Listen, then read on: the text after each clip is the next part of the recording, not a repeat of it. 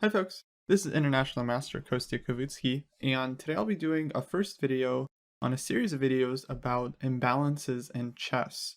Now, the concept of imbalances was, to my knowledge, coined by International Master Jeremy Silman, who's written a number of books discussing how you can understand a position or any kind of situation in chess simply through understanding the various imbalances going on.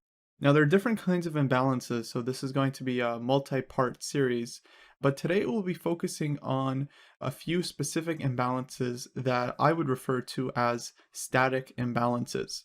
So before we go any further, let me explain that an imbalance is anything that can be considered a difference between your position and your opponent's position. So in chess, there are a number of different imbalances. One of them is simply the material on the board. If one side has a material advantage, this could be considered a very serious imbalance in the game. Other imbalances include things like king safety, whose king is safer, space, who controls more space, piece activity, whose pieces are more active, as well as the material imbalance, such as having a bishop versus a knight, two pieces for a rook, and so on. So there's many different kinds of imbalances, and the reason these are important to understand is because they really help you understand what's truly going on in a position and what you should be aiming for in terms of some kind of strategic plan. So for this first video, we're going to be talking about static imbalances. What I mean by static means unlikely to change. So a static imbalance includes things like having a material advantage. If one side has an extra pawn, it is unlikely that this is going to change in the near future. Other static imbalances that we'll be talking about today include things like pawn structure, like having weaknesses or having a superior pawn structure, as well as controlling more space or controlling an important file or diagonal. These are also can be considered static imbalances. So I'll be showing you guys a number of examples today where understanding the imbalance allowed the player to make correct decisions and overall display good understanding of chess. This first example actually comes from one of my recent games, and here we'll be talking about what to do when you have a material advantage. If you count the pieces on the board, you'll see that white here has an extra piece, an extra bishop, in exchange for two pawns. So black here has two pawns for the bishop. So it is clear that white has a material advantage, either a point or a point and a half, depending on how much value you put on white's extra piece. When you're playing with a material advantage, there's a couple of things you should be trying to do. Number one, in my opinion, is you should be trying to simplify the position. The less pieces that are on the board, the easier it is to convert the position because your extra material will be shown in full force. I would much rather have a bishop that's extra and no other pieces on the board than having a full set of pieces on the board with an extra bishop, because in this position, black still has a lot of pieces on the board and could potentially create counterplay. Whereas if we get an endgame where I have an extra bishop, then I have no losing chances and my bishop will be shown in full force as the only piece on the board. So simplification, I think, is your number one goal when you have a material advantage. The second one kind of comes hand in hand, and that is restricting the opponent's counterplay. If your opponent can get some counterplay, this could be difficult for you to deal with, and your extra piece might not be worth all that much if the rest of your opponent's pieces are extremely active. So looking at this position here, black has some compensation that his pawns in the center are quite strong and controlling a lot of space. And it is clear that black's counterplay in the position is tied to one idea. Black wants to play knight to d3, plant the knight on the strong square, and attack both the bishop and the pawn on f2, with this rook on f8 being on this semi-open file. So I felt like the best move in this position had to be knight to f4, in order to prevent my opponent from activating his knight with knight to d3. Now, I'm also threatening the move knight to g6, which would win even more material. If black plays a move like queen f7, then I think I can play bishop d4, and I think white is definitely consolidating a big advantage here. We're attacking the knight, and if the knight is protected, I can choose between either rook c1 or simply exchanging the knight, because exchanges here are going to be good for me since I'm the one with the material advantage. Of course, I would love to trade off the queens if possible, as this would give me a winning endgame. Instead, black here did something that feels a little bit desperate, but is also understandable. He gives up even more material with rook takes f4. sacrificing the exchange in order to give his knight access to the d3 square. Now, this isn't necessarily good for black. Now white is going to be up a rook for 2 pawns, but black is trying to pose some practical problems to white. If black can create some threats in the position, white is more likely to make a mistake, blunder some tactic, and black will be back in the game. So here black played the move rook f8, attacking the pawn on f4. I played queen to e3, and now black jumps in with knight d3. And my next move was, I think, a very, very easy move to play, and that is simply rook takes d3. This is a really, really important concept. I'm already up a rook, and black has this very annoying knight on d3, not only attacking the bishop on b2, but also attacking the pawn on f4. If I simply save the bishop, like a move like bishop d4, black will take the f4 pawn, and actually I think black is getting some serious attacking chances here. For example, bishop c5 looks really nice, skewering the queen and rook, but here black has queen g5, already threatening checkmate in one move. And white here, I think, is in big trouble. For example, queen g3 runs into knight e2 check, winning the queen on the spot. So black definitely has some potential ideas in this position, and that's why this rook takes d3 move is so important. By eliminating this knight, I'm getting rid of black's most active piece. I'm keeping a big material advantage, but I'm reducing the amount of counterplay black is going to get in this position. So here black took back on d3, and now the material has been restored to what it was originally, where I have an extra bishop in exchange for 2 pawns. Now if I can just trade queens in the position, the game will be more or less over. So white can take the pawn on d3, this is definitely possible, but this would allow black to take the f4 pawn and activate his rook. Nevertheless, this is definitely winning for white after a move like queen g3. I keep the king protected, I kick the rook back, and I should be able to convert the advantage. I went a different route in that I first started with the move a4. And what I'm doing is I'm preventing black from activating his bishop with bishop b5 because I'd like to pick up this pawn without giving up the f4 pawn. For example, playing rook d1, rook takes d3. Note that black can't take en passant because of bishop takes a3 with the same skewer that we saw before, except this time black is just losing. And we'll see that this a4 move was also very useful in the endgame. Black played bishop e8, bishop d4, threatening both the pawn and again bishop c5. And after queen h4, I'm finally able to force a queen trade with queen to g3. Now, it doesn't really make sense for black to push the queen back, then black is really not getting anywhere, and I can make a number of moves, including taking the pawn on a7, or playing a move like trying to bring in my rook and take on d3. So black plays rook takes f4. So black wins another pawn, but this allows white to exchange queens, and I pick up the pawn on a7. Now if the queens are off the board, white is very, very close to winning. All I need to do is bring my bishop back, and the a-pawn will simply run up the board. So I was able to win this game without much trouble. Black's d3 pawn is not really going anywhere. If black pushes it, I'm already in control with bishop e3, and I'm going to win the pawn shortly. So this first example is meant to show what to do when you're up in material. This is, I think, one of the most common imbalances in chess, where one side has extra material and another side has, for example, some activity or some initiative for the pieces. So the side with the extra material should always be trying to simplify the position, trade pieces, and reduce the opponent's counterplay. So now let's look at some other types of imbalances. In this position here, this comes from a classic game featuring the first official world champion, Willem Steinitz, against a player named Selman. Now, white has a superior position here, and I think white has a large static advantage. The first thing I would point out is that white has extra space thanks to this e5 pawn.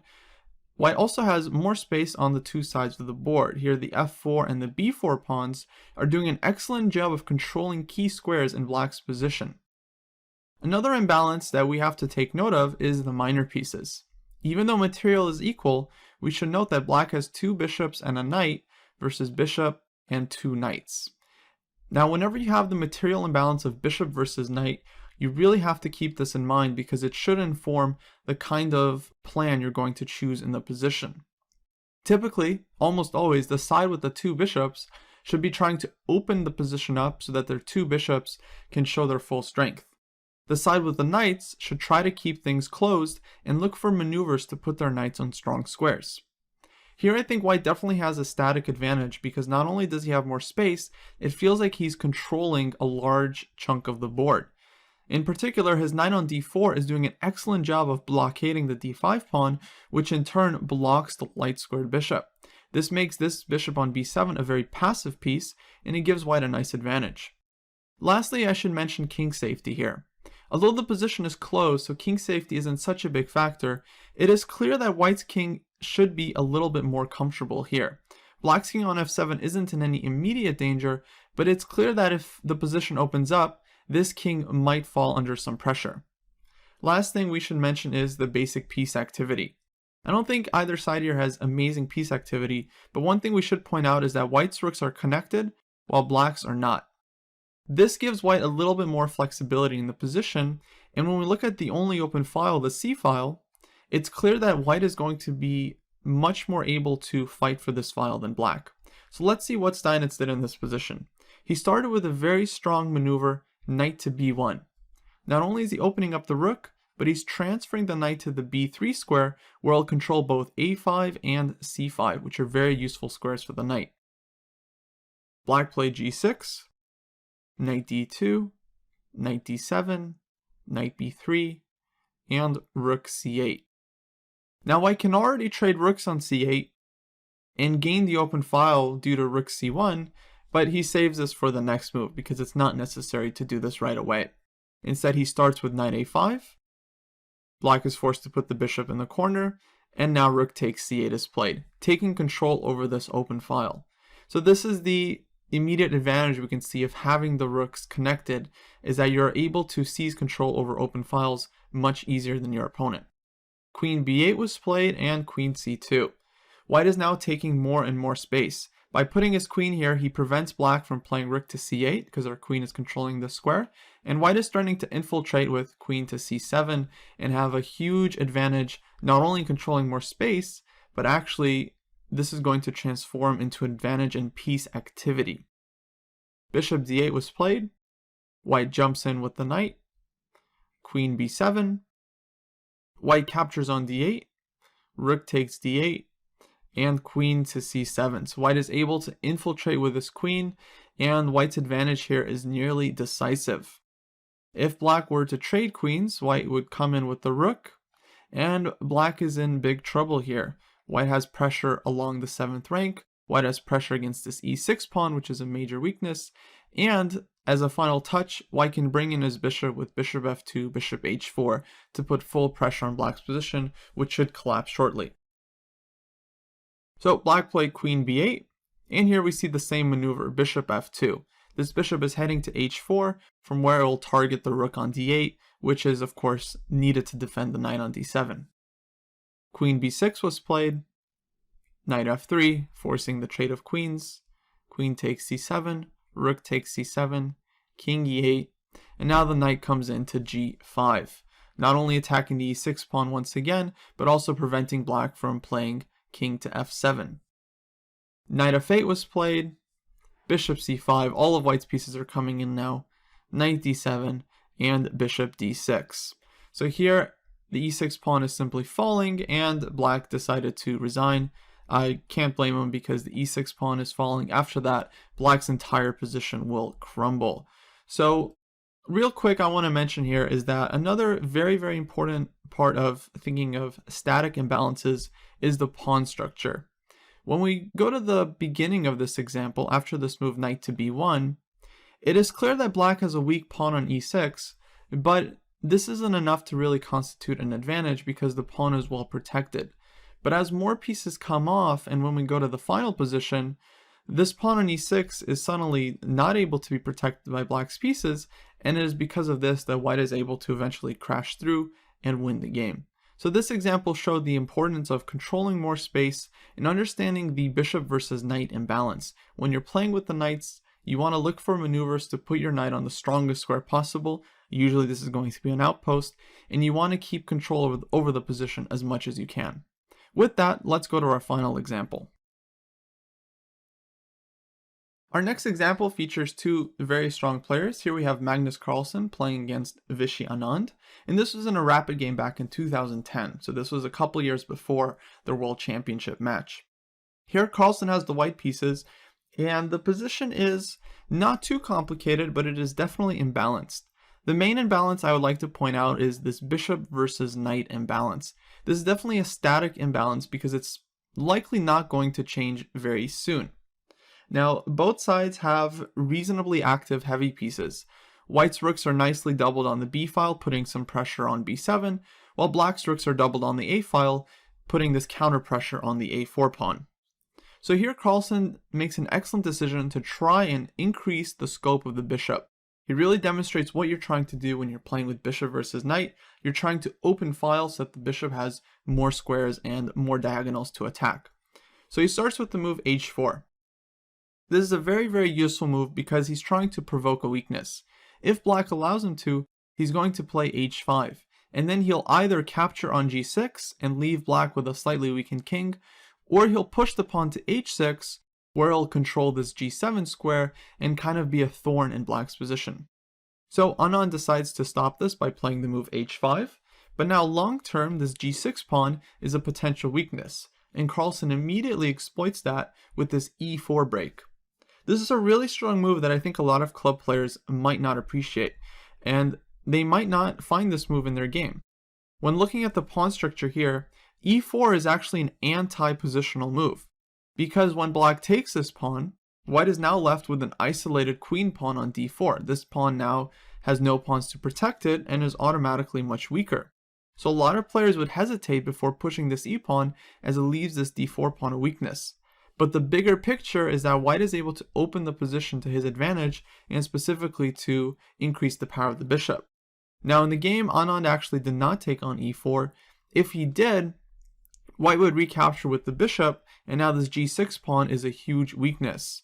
Black can then trade the knight for the bishop, queen takes e4, and in this position it's clear that white has an advantage because now black actually has more weaknesses than white, and I think white has a nice game here.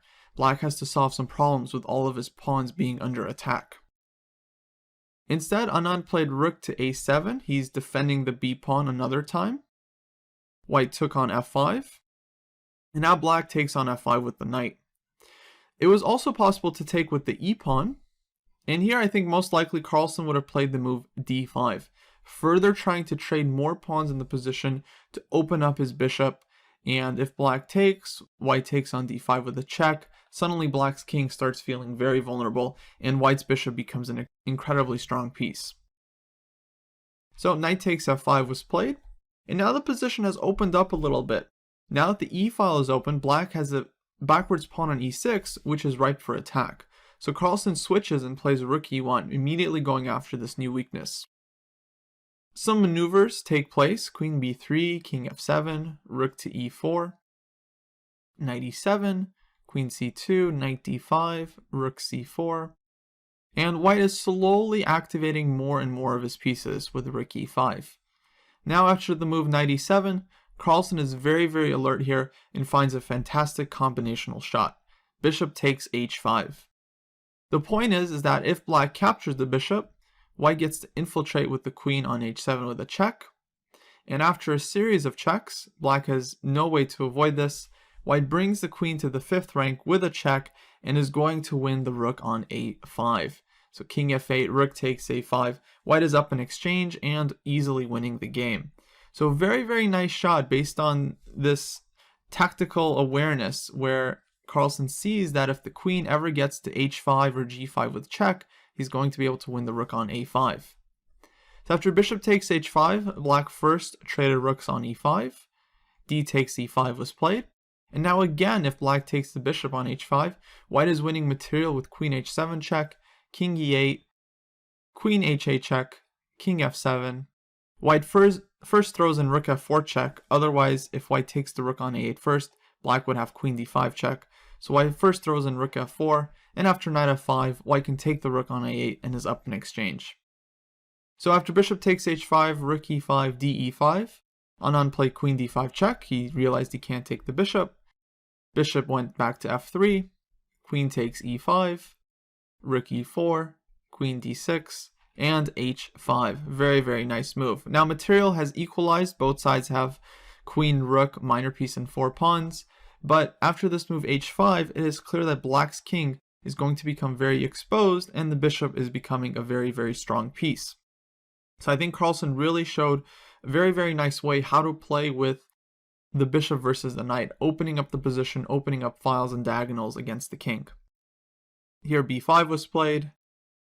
Carlsen takes the pawn, knight f5, queen b7 check. Just show you guys quickly the remaining moves in the game. Queen h7, takes on h5, bishop takes h5. It's clear that black's king now is approaching a mating net.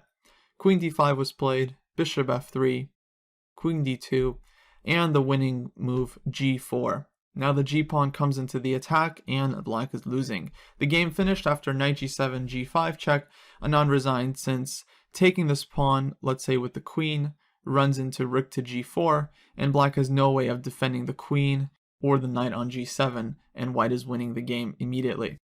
So I hope this was a good introduction into the concept of imbalances, and how if you understand the imbalances of the position, this can lead you to finding a good plan for your pieces and understanding what kind of changes you want to do in terms of the pawn structure, in terms of piece maneuvers, and so on. In the next video, we'll be talking about more dynamic imbalances, and until next time, this was International Master Kostya Kavutskiy signing off.